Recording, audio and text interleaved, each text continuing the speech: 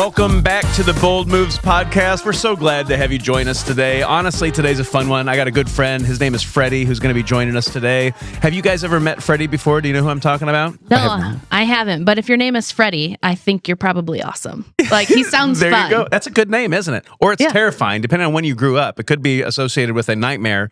Oh, true. On Elm Street. I didn't think about that. I didn't think about that either. I just thought fun. Okay, good. See, there you go. Yeah. And also, if you live in Elkhart, Indiana, there's a new restaurant coming in called Freddy's, which is the best. Burgers and fries and shakes and stuff like that. Yeah. So and the fry sauce. You ever had the fry sauce at Freddy's? No, they have fry sauce. What's ketchup? That's Really? Fry sauce. Yeah, fair.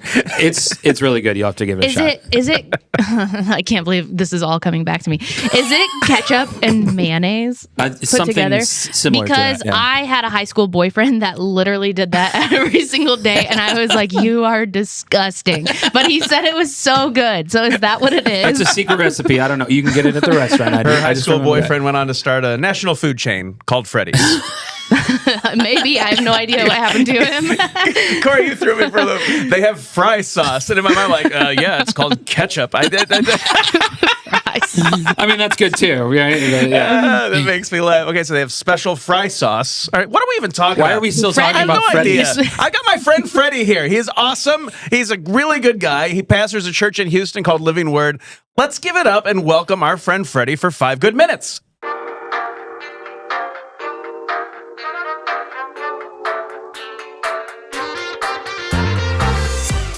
Freddy, it is really good to have you with us on the Bold Moves podcast today. Thank you for joining, my friend. Hey, thanks for having me. I'm excited to be here. You always bring a smile to my face. I just want you to know you're one of those people that whenever I get to hang out with, it's always a good time. It's like a kindred spirit. And honestly, just full disclosure, Freddy and I left unchecked, would probably get ourselves into trouble after a certain amount of time. He may disagree with that. But yeah, I don't know. We just bring out the best/worst in each other, I think. Yeah, straight from my wife's mouth. If it's just you and Tim, I'm a little worried.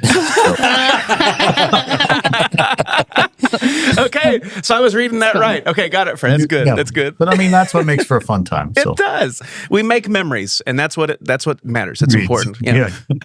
Freddy, I'm so glad to have you on this podcast because we're talking about this idea of making bold moves, of taking risks, because anything in life that's worth chasing after, you're going to have to take some sort of risk. And being where you're at, you're successfully pastoring a large church in Houston, Texas, and there's a lot of dynamics that go on that. And it's been a great journey that got you to this point in life. I'm just curious, what are some of the bold moves or risks that you've taken along your journey, where at the time they seemed terribly frightening, and then you realize God showed up and did something amazing? I'm just curious what that would look like in your experience, man. Well, thanks for asking. Yeah, excited to share with you. I talk for a living, so if I talk too much, interrupt me. No problem. Kristen will be the one that interrupts you. She's like, okay, that's enough. Good. Thank you, Kristen. When you first mentioned this, there's a couple thoughts that came to mind. But one of the very first things, when we're called into ministry, especially vocational ministry, there's certain defining moments. And I remember one of the things I know that God has been so favorable to me and my family, and what I think that what comes with that is that people give you a chance way before you deserve it. And so I think the first thing I think is that some other people have made bold moves, at risk by giving me chances before I really deserved it. Oh, that's so true. Other pastors about that. And so I've wanted to do that same thing for others. You pass it forward or whatever. And I remember being in a car with my dad when I was just in my teens still, but feeling a really strong call to ministry. And I was going to be interviewing for my first staff position. And my dad was trying really hard to help me, like, don't get your hopes up too high. And, he was really trying to protect me. Right. Yeah. And my parents had an amazing transformation story in their adult years, and it impacted my life in real ways. And of course, caused me to grow up in a Christian home, but they didn't. So my dad is full of faith and always promoted that to me. So when he was telling me, like, be careful, don't expect too much. I looked back at him and I said, Dad, but you told me to, expect God to do anything. And and now that story that was decades ago has really impacted, his life, my life, because we remember that, and to take bold moves to really, expect great things from God as you attempt great things for God. So, it started early on. I don't know that I would have thought of it as bold moves, but in the context of what we're talking about today, it makes sense. Absolutely. So, hey, let me ask you a question. Was your first staff position, was that as a worship pastor? What was your first staff job? What did you do? yeah. So when I was in my first year of college, I was studying music. All my studies up to, my mid-20s were music studies. And I was going to a Methodist university in North Carolina. That's where I grew up. And so I got an opportunity to, back then it wasn't really called a leading worship. It was, a music director. But yeah. How old are you, Freddie? That's real. My goodness. I'm ancient, man. I know I don't look it, but that's what my dad is called at their church. Maybe they're still around. And he is older. That's perfect. And to be clear, Freddie, I'm just going to full disclosure. This is my disclaimer for Freddie.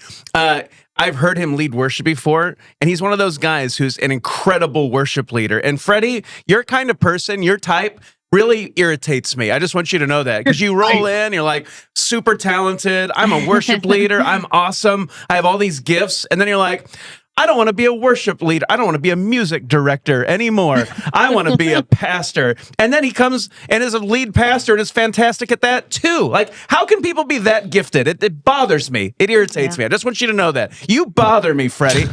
Okay. This is the Mutual Admiration Society. I see you throwing on the compliments. No, I appreciate that. I was just talking to my wife about this, though. Like, I feel like there's one thing about being talented, but then there's another thing. And in ministry, we understand the word anointing, and yes, and talent only takes you so far. That's and true. No matter how talented you are, there's tons of people more talented than you. Yeah. So I just really feel like that the anointing is what is the difference. Yeah. And that's God's hand on you and direction. That's on a good you. word. And so that's what's most important. Yep. And I do think that you give it your all. When you give it your all, man, people allow for some mistakes and some growth, and so you learn and grow, and that's what's brought me here. Yeah, that's good. That's amazing. Are there any moments in your journey where you look back and you're like, man, that was a terrifying moment along the way, and it was a risk, and you just saw God show up? Any moments? I like to look back and see those moments where God was faithful, because, man, God has brought Dana and I on our journey into some moments where, man, we did not know, like, is this the right move? Have we made a mistake? Sure. When we moved to Indiana, we had a moment where our bank account was draining every month. We owned a house in Florida. We felt God had called us here. It was in the middle of the recession. And it was one of those moments where we realized at the end of this month, we run out of money. And are we supposed to be here? And it's like you're on your knees pleading with God to do something.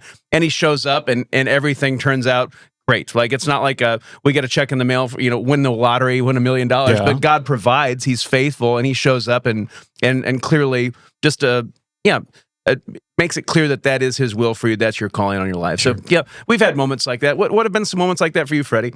Yeah, everything's spiritual till you run out of money, right? Right. That's exactly right. When things get really, really natural and human. That's true. Yeah, I've got a lot of story in my life, and I don't have time for it all. I'm a husband. I'm a dad of 4 adult children. 3 of those are married. I have 8 grandchildren. That's amazing. Now, I can't even believe I say that sometimes. And I think sometimes when you talk about these things, people expect that a pastor would say certain things that sound super spiritual, and that God moved in your life this way, and all that. But there's so many times in your life where the pastor thing is not like I'm a Christian because I believe it's the best way to live. I'm not a Christian because I'm a pastor. Yes. And I believe that God comes through for the people that he loves, and he says so in Romans. He works things together for good, for those called according to purpose, that love him. And so when I think about strategic, bold moves that God made strategic in my life, we say things like, at the end they all work out, but man, that middle is really long. Ooh, yes, it is. And we don't always think about the end. Sometimes we say, well, I'll celebrate at the end of this. I remember in COVID, we'd be like, when this is over, we'll celebrate. But the true test is, do you celebrate the presence of God with you in the middle? That's a good word, Freddie.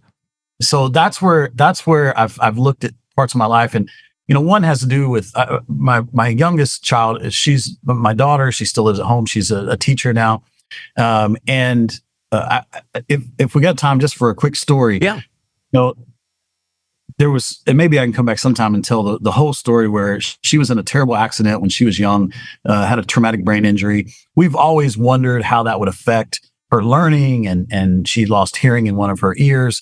And she's turned out to be this beautiful, contributing adult to not only society, but to church and to our family. Yeah. And, like you, when we made a move, a family move, from a church that we were very, very satisfied, comfortable in, back around 2015, 16, we started sensing that God was doing something. And we moved from Houston, North Houston, to a little town called Beaumont, Texas. Mm-hmm. There was a church there that we were familiar with. We had helped financially support that church as they began. Church was 3 years old at this point now, and the pastors burnt out.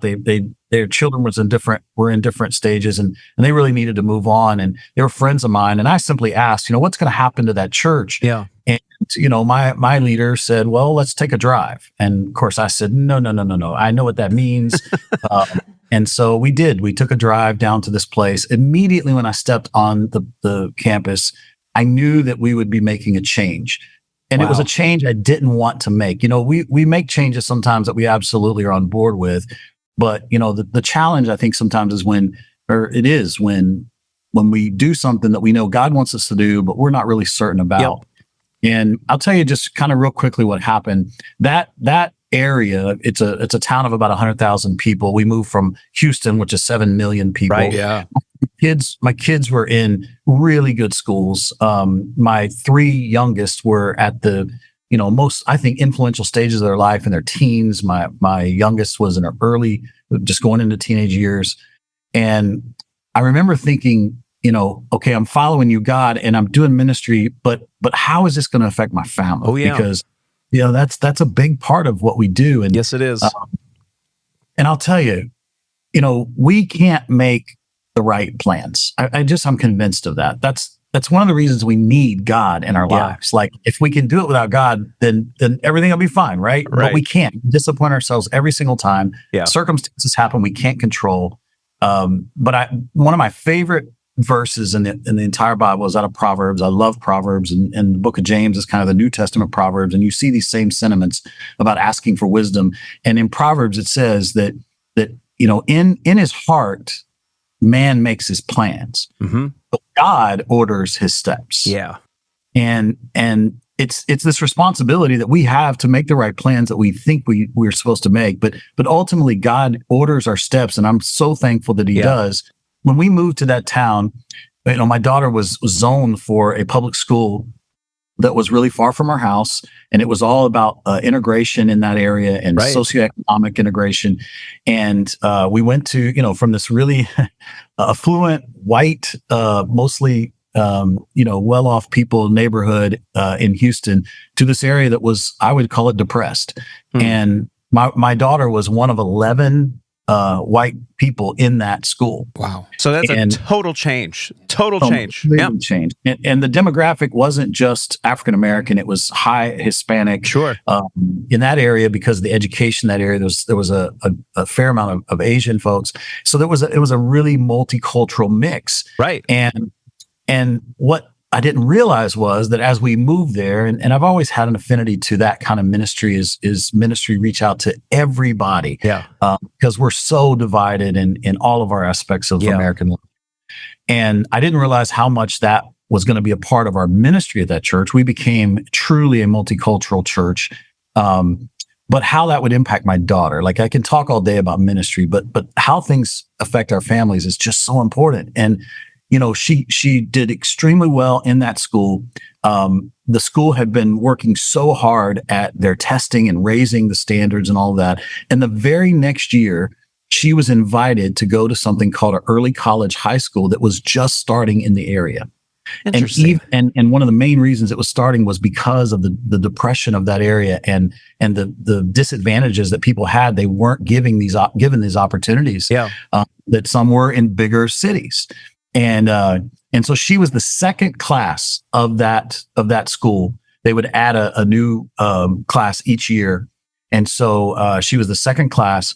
She was the second graduating class from that school. It was called Beaumont Early College, and it set her up because she started 2 years ahead at college.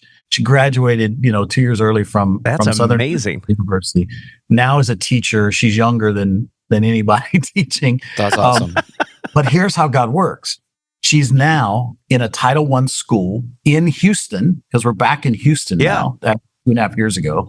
But our church sits in a zip code of 100,000 people, and the majority of those people are Hispanic or African American. Oh, that's wild. So it's the same thing. God was preparing you for that right there.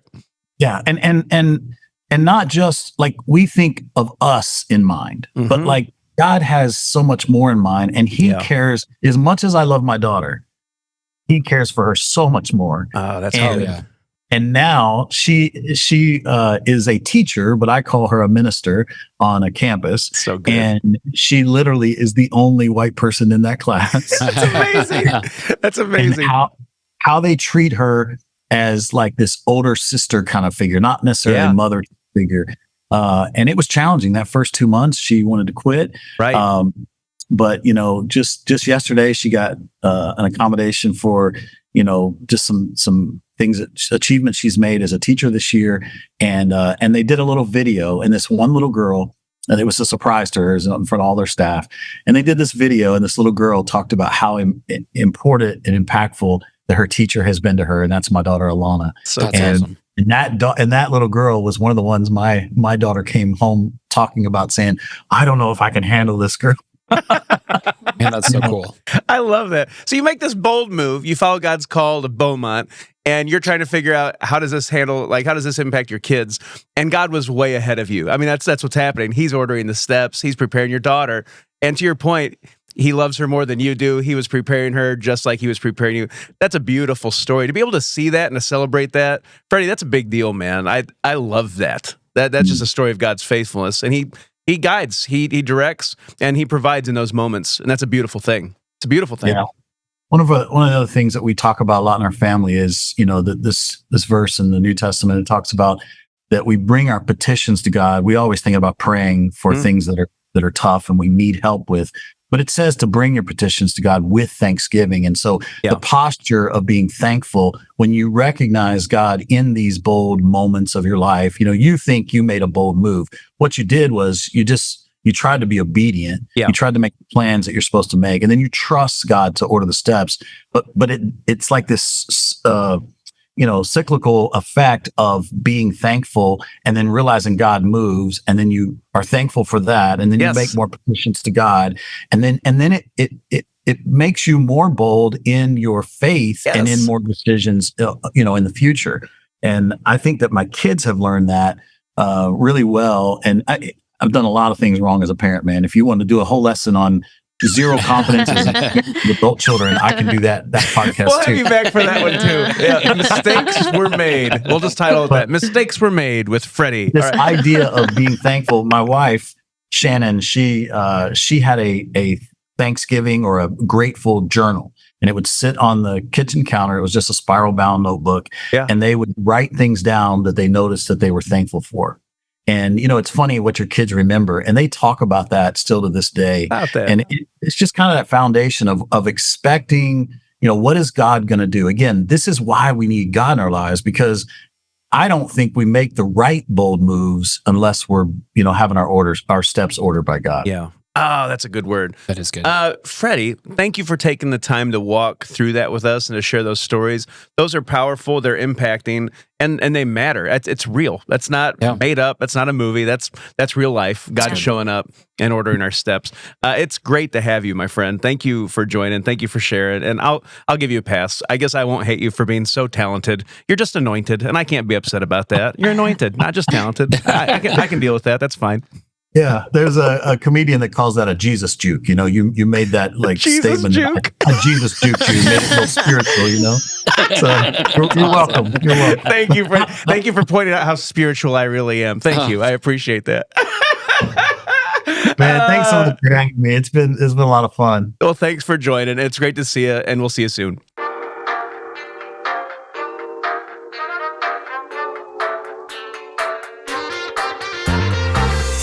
I love Freddy. He's a really good guy. And those are some really good thoughts that he shared with us.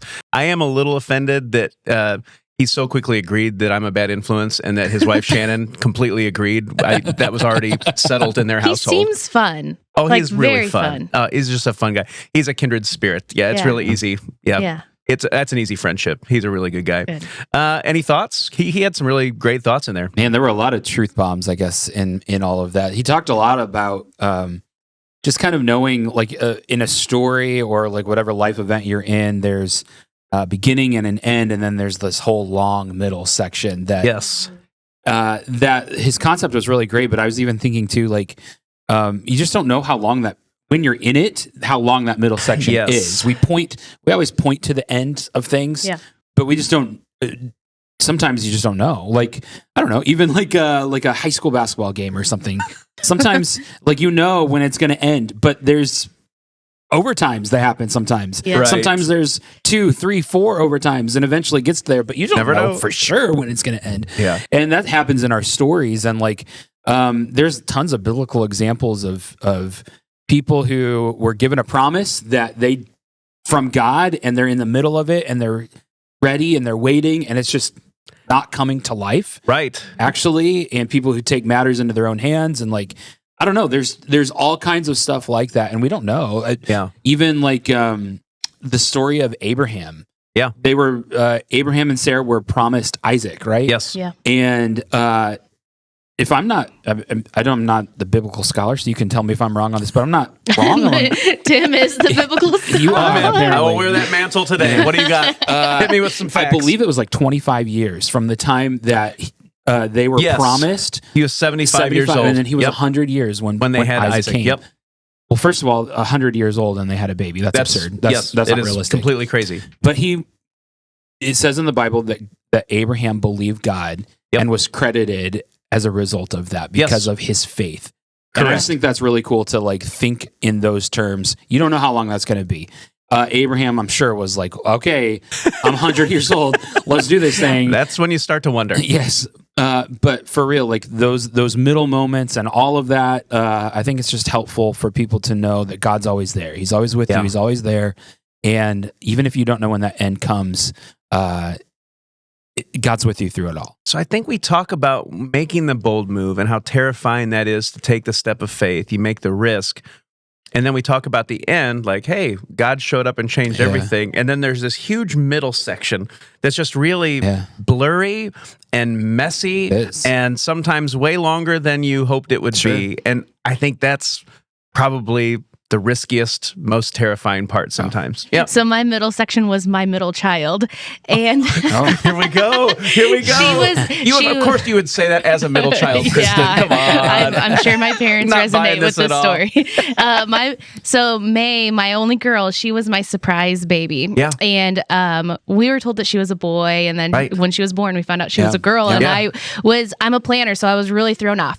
Yes. And just like hearing Freddie's story about his daughter, like, something happens and God just placed their steps all along the way, and he trusted through all of that. And sometimes, like, I've had this roller coaster sometimes with her, and it's been a wild ride, but she's only 5 now, so I'm so curious to see what God does in her life in the next 20 years, 30 years. Because God has ordered her steps also. Like, for sure. That's a big deal. Yeah.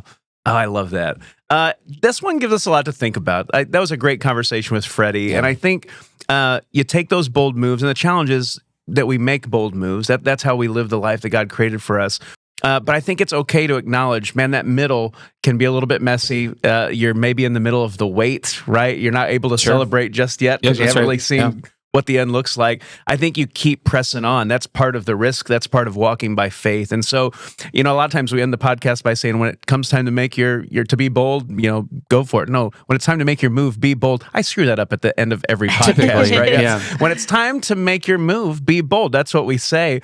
Maybe you've already made a move. You were bold, and now you're just kind of stuck in the middle, right? Like, keep pressing on. That's part of the bold move. Maybe the boldest move of all is just keep pressing on. So maybe you need to hear that today. Maybe that's the encouraging word. You make the plans, but God orders your steps. Let's lean into that as we make our bold moves together. Yeah. All right. Hey, that is a good wrap up. I think we landed that plane very well. Any thoughts? No. We did it. Congratulations, guys. Thanks for joining. This has been Bold Moves. We'll see you next time.